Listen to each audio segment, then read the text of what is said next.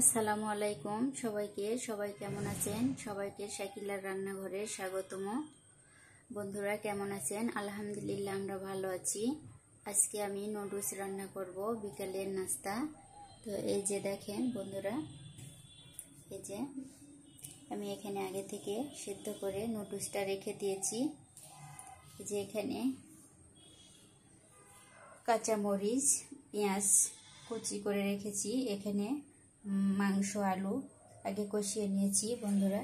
এই যে আমি এখন চুলাটা জ্বালিয়ে দিয়েছি। এখন আমি নুডলসটা রান্না করব।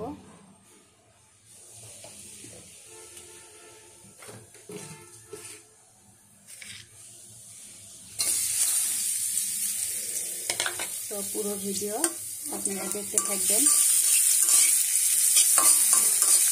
প্রথম থেকে শেষ পর্যন্ত ভিডিওটি দেখতে থাকবেন।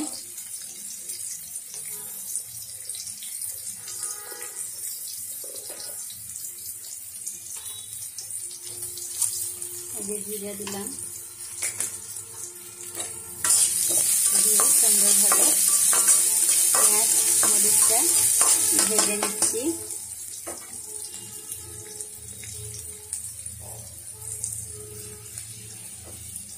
এই যে পেঁয়াজ মরিচটা সুন্দরভাবে ভাজিয়ে নিচ্ছি।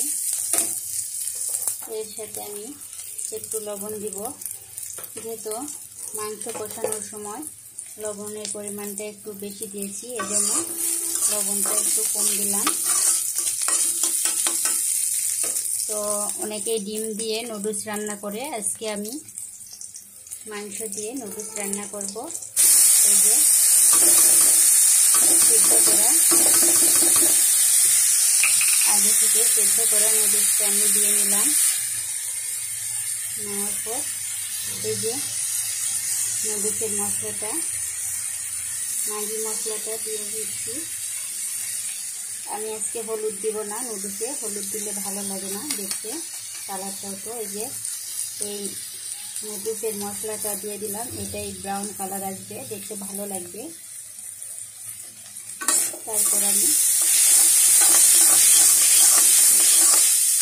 সুন্দরভাবে জ্বালিয়ে নিচ্ছি। নেওয়ার পর এই যে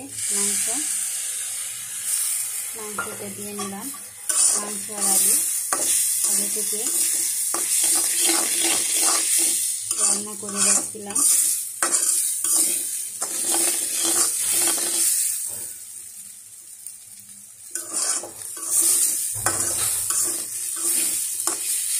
এই যে মাংস দিয়ে নুডলস রান্না করলে নুডলসের টেস্টটা অন্যরকম হয়, আর ডিম দিয়ে করলে একরকম হয়, মাংস দিয়ে করলে আরেক রকম হয়।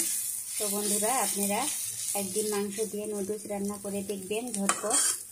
বাসায় মেহমান আসলে এরকম করে নুডলস রান্না করে দিবেন, মেহমানেরা আপনার প্রশংসায় পঞ্চমুখ করবে।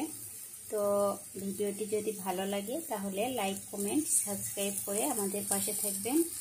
আসসালামু আলাইকুম, ধন্যবাদ সবাইকে।